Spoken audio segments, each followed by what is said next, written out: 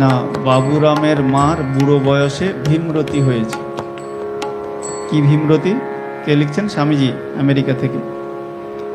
তো ভীমরতিটা এই না, জ্যান্ত দুর্গা মাকে ছেড়ে কিনা মাটির দুর্গা মাকে পুজো করতে বসেছে। দাদা, বিশ্বাস বড় ধন, বিশ্বাস বড় ধন। যে তারপর মার যেহেতু কলকাতায় গেলে থাকার জায়গা হতো না, এর বাড়ি ওর বাড়ি থাকতেন, সেজন্য ওখানেই তারপরেই লিখছেন যে এই তোমরা একবার জোগাড় করে এই জ্যান্ত দুর্গার মাকে একবার বসিয়ে দাও, তবে আমি হাঁপ ছেড়ে বাঁচব। অর্থাৎ কলকাতা গেলে মার যাতে স্থায়ী বাসস্থান হয় সেটি একটু করে দাও তোমরা জোগাড় করে, সেটাই বলছেন। তারপরে পরে মায়ের বাড়ি হয় উদ্বোধন। তো ওই প্রসঙ্গ মনে আসছে যে জ্যান্ত দুর্গা, সত্যি সত্যি জ্যান্ত দুর্গা রূপেই দেখতেন কি বলে স্বামী বিজ্ঞানানন্দজি। মা যখন বেলুড়মঠে আসতেন এর থেকে, বাগবাজার থেকে, মায়ের বাড়ি থেকে, তো এলে কয়েকদিন থাকতেন, সেখানে সব কি বলে সন্তানরা প্রণাম করতে যেতেন। তো মা তো ওই চাদর মুড়ি দিয়ে বসতেন ঢেকে ঢুকে। তো বিজ্ঞানানন্দজি প্রণাম করতে যেতেন না, এই খবর পেয়েছেন স্বামীজি। তো একদিন ডেকে বলছেন, পেশন, মাকে প্রণাম করেছো? পেশন হচ্ছে প্রসন্ন, হরিপ্রসন্ন। তাই স্বামীজি ওই বিভিন্ন জনকে বিভিন্ন ওইভাবে নামে ডাকতেন। গঙ্গাধর, স্বামী অখণ্ডানন্দজিকে ডাকতেন গ্যাঞ্জেস। গঙ্গাধর যেহেতু গ্যাঞ্জেস।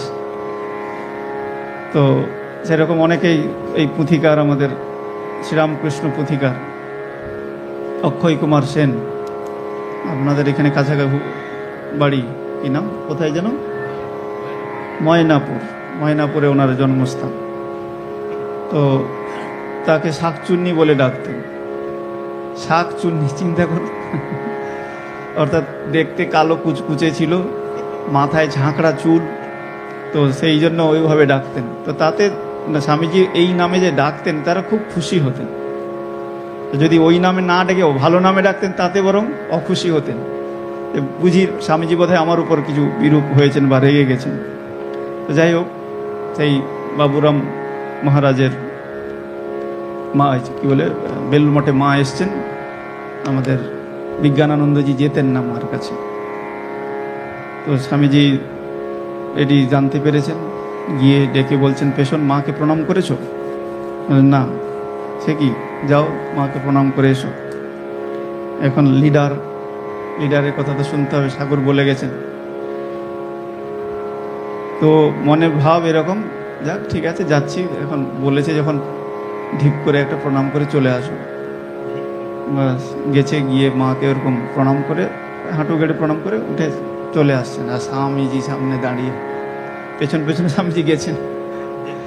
হ্যাঁ, যেই উঠেছে সঙ্গে সঙ্গে স্বামীজি বলছেন, এ কি পেছন, জগৎ জননীকে তুমি এইভাবে প্রণাম করলে?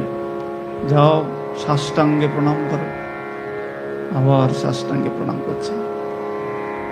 যে স্বামীজিকে ঠাকুর বলছেন তোর হাড় পর্যন্ত শুদ্ধ পবিত্র, সেই স্বামীজি যখন মাকে প্রণাম করতে যেতেন, আগে গঙ্গায় গিয়ে মাথায় জল নিচ্ছেন, গঙ্গায় জল ঢক ঢক করে জল খাচ্ছেন, অর্থাৎ আরো শুদ্ধ পবিত্র হয়ে মার কাছে যাব, এই ভাব।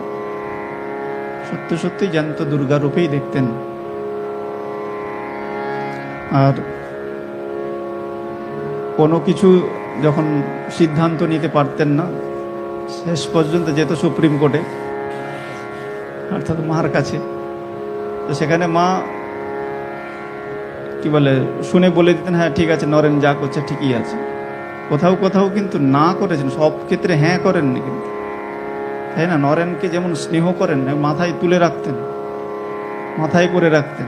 সেই ঘটনা মনে পড়ছে, বাংলাদেশে সম্ভবত ঠাকুর মাকে বসিয়েছেন আর তার নিচে স্বামীজিকে বসিয়েছেন, দিয়ে পুজো হয়েছে। এটা নিয়ে ভক্ত মহলে খুব দ্বন্দ্ব, যে স্বামীজিকে কেন একই আসনে বসাবে। তো সেই খবর মার কাছে, ওখান থেকে ভক্তরা এসে মাকে বলছেন এরকম এরকম ঘটনা, স্বামীজিকে এরকম বসিয়ে আমরা পুজো করেছিলাম বলে ভক্তরা এরকম এরকম বলেছে। তো মা সঙ্গে সঙ্গে কি বলছেন, হ্যাঁ, যে স্বামীজিকে তোমরা নিচে বসিয়েছ, অর্থাৎ ঠাকুর মার নিচে বসিয়েছে। ঠাকুর যদি থাকতেন তাকে কোথায় রাখতেন জানো? মাথায় করে রাখতেন। তোর ভারী অন্যায় করেছ, নিচে তাকে রেখে অন্যায় করেছ। তারপর একই আসনে সমানভাবে রাখা হলো। তো সেই নরেন কি বলে, যখন কোনো কিছু ডিসিশন নিতে পারতেন না, মার কাছে যেতেন, তো মাই বলে দিতেন হ্যাঁ এটা যা করছে ঠিক আছে, ঠিক আছে, ঠিক করছে। কিন্তু কোথাও কোথাও না করেছে না। তার মধ্যে একটা হচ্ছে বেলুড় মঠ বিক্রি করে দেওয়া।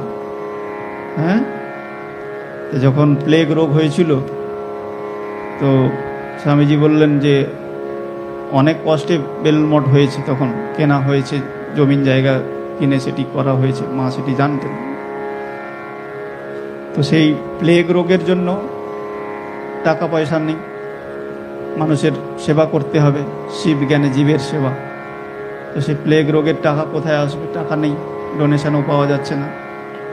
তো স্বামীজি স্থির করলেন, মানে এতটাই ওতে ডুবে গেলেন যে আমরা তো বাড়ি ঘর ছেড়ে এসেছি, গাছতলায় থাকবো, আমাদের আবার ঘর বাড়ির কি দরকার আছে, মঠ বিক্রি করে দাও, সেই টাকা দিয়ে আমরা সেবা করব।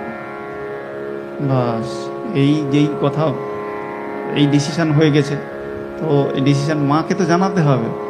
ওই বললাম সুপ্রিম কোর্টে যেতে হবে। তো সুপ্রিম কোর্টে তো মাকে গিয়ে যখন বলা হলো যে এরকম ডিসিশন নেওয়া হয়েছে, মা সঙ্গে সঙ্গে বলে এটা কি নরেনের মঠ নাকি? তাই না, এটা তো নরেনের মঠ নয়, সে বিক্রি করে দিতে পারে না। কারণ মার দূরদৃষ্টি হচ্ছে এটাই যে এই মঠ থাকলে আজকে প্লেগ রোগের হয়তো কয়েক লাখ লোকের সেবা হবে, কি কয়েক হাজার কি কয়েক লাখ লোকের সেবা হবে, কিন্তু এই মঠ থাকলে ভবিষ্যতে কোটি কোটি লোকের সেবা হবে। আর মঠ না থাকলে তো আর হবে না। সুতরাং সেখানে না করলেন, না মঠ বিক্রি হবে না, এই টাকা অন্য কোথাও থেকে সংগ্রহ করা হবে। যাই মায়ের কৃপায় সেই পরবর্তীকালে টাকা চলে এলো, সেই টাকা দিয়ে প্লেগ রোগের সেবা হলো। তো এরকম আর একটা হয়েছে, বেলুড় মঠে বলি হবে। হ্যাঁ, স্বামীজির ইচ্ছা ছিল, কিন্তু মা সেখানে না করলেন, না এখানে ওই বলি হবে না। অর্থাৎ স্নেহ করেন মানে যা বলবে, আমরা তাই করেন না, মায়েরা করেন তো তাই, ছেলে যা বলে সেটাই শুনে না। এমনটা ভালো মন্দ বিচার করতে হবে, দৃষ্টিভঙ্গি রাখতে হবে, দূরদৃষ্টি রাখতে হবে। ছেলের ভালো মন্দ বাবা মাকে দেখতেই হবে ঠিকই, কিন্তু সে আবদার করছে বলে তাকে সবটাই মেনে নেয় অনেকে, সেটা কিন্তু ওই আদর দিয়ে দিয়ে বাঁদর তৈরি করে দেয়, সেটা যেন না হয়।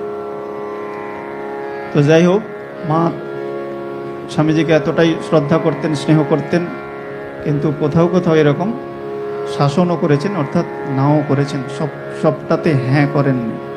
তো সেই জ্যান্ত দুর্গা মা, স্বয়ং মা সারদা দেবীকে স্বামীজি সেই জ্যান্ত দুর্গা রূপেই দেখতেন।